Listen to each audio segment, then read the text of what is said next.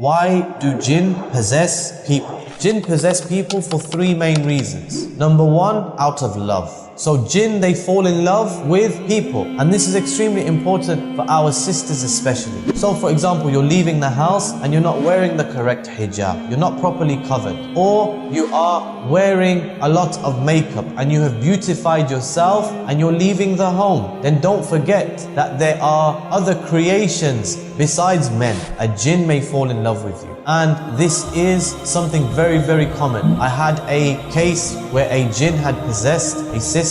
She was walking through a park and the jinn followed her. She was waiting at the bus stop and the jinn fell in love with her and it actually possessed her. And when they fall in love, they're very, very difficult to remove because their love is like almost a blind type of love. It's like, I would rather die than leave this individual. So a jinn may possess an individual out of love. The second reason why a jinn may possess is out of revenge. So I'm sitting here, I throw something across the room and I can't see, but there's a jinn there. And it harms the jinn or it may kill one of the jinn's children, and as a result of that, the jinn possesses this individual. So for example, there was a 15-year-old boy and we found him in the street trying to strangle himself to death. So we carried him into the masjid, then we began to make ruqyah. And the boy, he was completely unconscious. Then immediately his eyes shot open and he sat up and the jinn began to speak. And he began to say, I'm going to kill him, I'm going to kill him. Why? Why are you going to kill him? And the answer was, because he was running through the park and it was night time and he stepped on one of the children of the jinn,